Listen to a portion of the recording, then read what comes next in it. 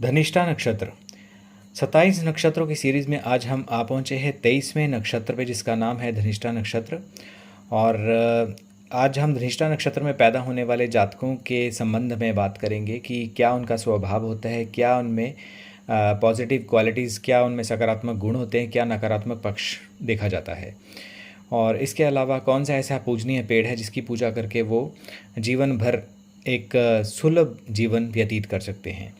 तो सबसे पहले शुरू करते हैं धनिष्ठा नक्षत्र के अर्थ के संबंध में। देखिए, धनिष्ठा नक्षत्र जैसा कि नाम से ही इसका अर्थ पता चल रहा है कि ये एक, इसका अर्थ जो होता है वो होता है धनी, यानी कि धन से संबंधित होता है। वैसे तो ये लोग जहाँ भी जन्म लेते हैं या जिस भी जातक का जो धनिष्ठा नक्षत्र होता है वो जन्म से ही संपन्न पाया जाता है। बाकी तो अपने कर्मों पे डिपेंड करता है, लेकिन मोस्टली ऐसा देखा गया है कि 60 से 70% जो ऐसे जातक होते हैं वो धनी संपन्न परिवार में ही जन्म लेते हैं, क्योंकि काफ़ी रेयर और ऊर्जावान मंगल और शनि का यह नक्षत्र पाया जाता है। तो कर्मों का एक तरह से आप बोल सकते हैं कि लेखा जोखा होने के कारण ही व्यक्ति को ये नक्षत्र प्राप्त होता है, और जो भी उसे फैसिलिटीज़ जन्म से मिलती हैं उनमें भी कहीं ना कहीं शनि का हाथ होता है। बात कर लेते हैं स्वभाव की।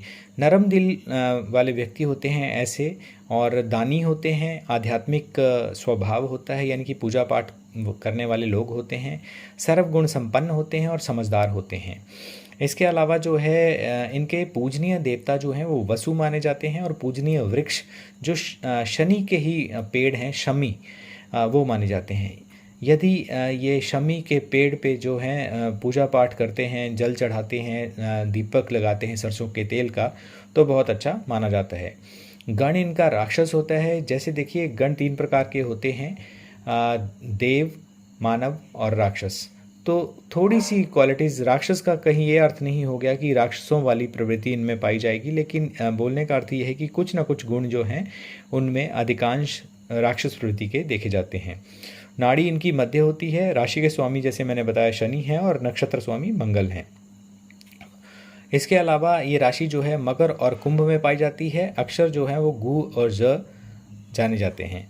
सकारात्मक गुणों की बात यदि हम करें तो बहुमुखी प्रतिभा के धनी होते हैं, बुद्धिमान होते हैं और कई क्षेत्रों में सफल होते हैं। रिसर्च की फील्ड होगी, चाहे बैंकिंग क्षेत्र हो गया, हर किसी क्षेत्र में ये अपने झंडे गाड़ सकते हैं।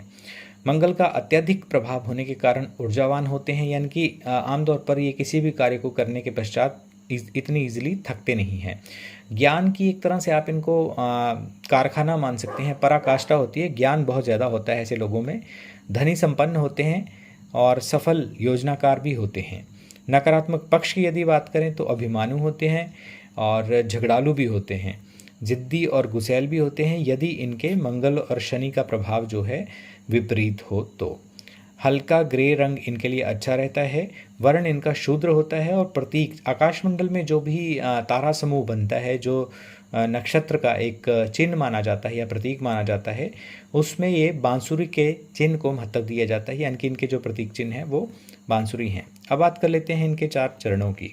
देखिए, हर नक्षत्र के अंतर्गत जो भी जातक पैदा होते हैं उनके 4 चरण भी होते हैं हर नक्षत्र के, और हर नक्षत्र के हर चरण के अपने एक जो हैं वो स्वामी होते हैं। तो प्रथम चरण की यदि हम बात करें तो सूर्य का प्रभाव लिए हुए ऐसे व्यक्ति होते हैं, विलक्षण प्रतिभा के धनी भी होते हैं और लंबी आयु के मालिक होते हैं। और इसके अलावा जो है, जैसे आप जानते ही हैं कि नक्षत्र स्वामी और राशि स्वामी का भी प्रभाव रहेगा। तो सूर्यदेव, मंगल और शनि का प्रभाव अधिक होता है, लेकिन नक्षत्र चरण के स्वामी होने के कारण जो है सूर्य का प्रभाव अधिक देखा गया है। ऐसे जातक जो होते हैं सुंदर नाक, गंभीर नेत्र, बड़ा शरीर और रूखे रुख वाले होते हैं। थोड़े से ऐसे आप बोल सकते हैं कि रूखे स्वभाव वाले होते हैं, और विद्वान और स्वास्थ्य को लेकर हमेशा ये परेशान रहते हैं। विद्वान तो होते हैं लेकिन अपने स्वास्थ्य को लेकर परेशान रहते हैं। और बात कर लेते हैं धनिष्ठा नक्षत्र के द्वितीय चरण की। बुध इसके स्वामी होते हैं। तो स्वाभाविक है कि मंगल, शनि और बुध का प्रभाव ऐसे जातकों पे रहता है। वाणी से प्रभावित करने वाले ऐसे जातक जो हैं वो समाज में पूजनीय होते हैं और विद्वान होते हैं। शनि की महादशा प्रथम चरण वालों के लिए भी और द्वितीय चरण वालों के लिए भी बहुत अच्छी रहती है। तृतीय चरण की बात कर लेते हैं। इनके स्वामी शुक्र होते हैं और एक अनजान सा भय लेके ये लोग अपना जीवन व्यतीत कर देते हैं, यानी कि अज्ञात भय से ग्रस्त होते हैं और थोड़ा सा इनमें डरपोक स्वभाव भी देखा गया है। हालांकि तेज बुद्धि होती है और पॉजिटिव यानी कि सकारात्मक आशावादी होते हैं ऐसे लोग। सांवले रंग के होते हैं, दुबले पतले शरीर को लिए हुए होते हैं। और यदि ये नौकरी करने की बजाय ये स्वयं का कोई ऐसा व्यापार करते हैं, बिजनेस करते हैं, तो उसमें अधिक धन भी अर्जित करते हैं और कहीं ना कहीं सफलता भी इनको अधिक प्राप्त होती है। ऐसे लोगों के लिए भी यदि जीवन काल में शनि की महादशा आ जाए तो बहुत अच्छी रहती है और सफलता निरंतर ये प्राप्त करते ही चले जाते हैं। बात कर लेते हैं चतुर्थ चरण की। धनिष्ठा नक्षत्र के चतुर्थ चरण के जो स्वामी होते हैं वो मंगल देव होते हैं और विद्वान होते हैं, साहसी होते हैं, धनी परिवार से संबंधित होते हैं। शनि की महादशा यदि इनके जीवन काल में आती है तो बहुत अच्छी रहती है। इसके अलावा मेन तो मैंने आपको बता ही दिया जो आप अभी वीडियो में देख रहे हैं, लेकिन बात कर लेते हैं धनिष्ठा नक्षत्र में पैदा होने वाले पुरुष जातकों की। देखिए, जो भी पुरुष जातक इस नक्षत्र के अंतर्गत पैदा होते हैं दुबले पतले शरीर के होते हैं, अत्यंत बुद्धिमान होते हैं। जैसे मैंने पहले बताया कि हर कार्य में ये पारंगत होते हैं, यानी कि झंडे गाड़ने वाले होते हैं। हर प्रकार से जो भी चाहे कहीं भी किसी भी मतलब किसी भी तरह का आप सवाल कर लें, लेकिन वो वैसा ही आपको रिटर्न में जवाब दे देंगे। और आपको मतलब हर ये बोल सकते हैं कि ज्ञान से परिपूर्ण होते हैं हर तरीके से, और हर कार्य के ये विशेषज्ञ होते हैं। धर्मात्मा स्वभाव के होते हैं, यानी कि पूजा पाठ करने वाले होते हैं। मन, वचन और कर्म से किसी का भी जहाँ तक हो सके ये दिल किसी का दुखाते नहीं हैं। और अधिकतर ऐसे जो लोग होते हैं वो या तो हिस्ट्री से संबंधित यानी कि इतिहासकार होते हैं या साइंटिस्ट वैज्ञानिक होते हैं। और स्वभाव से भी ये गोपनीय होते हैं। अपने मन की जो एक बात होती है, राज होते हैं, वो अपने तक ही सीमित रखते हैं।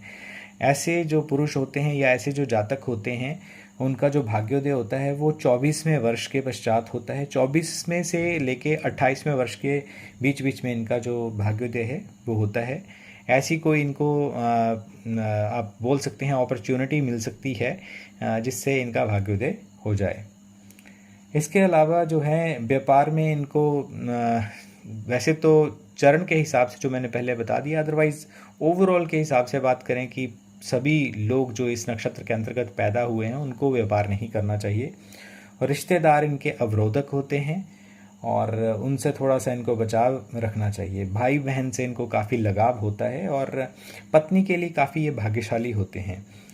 और ज़्यादातर इनका जो भाग्योदय होता है वो विवाह के पश्चात ही होता है, जिसके कारण ये धन का अर्जन भी उसके पश्चात ही कर पाते हैं। अब बात कर लेते हैं धनिष्ठा नक्षत्र के स्त्री जातकों की। देखिए, स्त्री जातक में भी जो गुण और दोष होते हैं वो पुरुष जातकों के समान ही होते हैं। अत्यंत सुंदर होते हैं। 40 की उम्र में भी ये 16 वर्ष के ही दिखते हैं और एम्बिशियस होते हैं, यानी कि अभिलाषी होते हैं। और पक्षपात मतलब ऐसे किसी के साथ बुरा व्यवहार नहीं कर सकते या किसी एक साइड का ये पक्ष नहीं ले सकते। जो सही होगा उसका पक्ष लेंगे और जो गलत होगा उसको गलत ये ठहराएंगे, जैसे भी अकॉर्डिंगली ये अपनी बुद्धि के अनुसार समझते हैं। इसके अलावा जो है सहानुभूति बहुत होती है, दया बहुत होती है ऐसी जातिकाओं में। और श्रवण नक्षत्र की जो लड़कियां जैसे मैंने बताई थी कि अपने परिवार पे शासन करती हैं, वैसे ही जो धनिष्ठा नक्षत्र की महिलाएं होती हैं वो भी अपने परिवार पे एक तरह से शासन कर सकती हैं, मतलब करती भी हैं, ये भी आप बोल सकते हैं। विज्ञान और साहित्य में अत्यधिक रुचि होती है और जो घर का कार्य यानी कि गृह कार्य में बहुत दक्ष होती हैं। इसके अलावा धनिष्ठा नक्षत्र की जो शुभ दिशा मानी गई है वो पूर्व दिशा मानी गई है।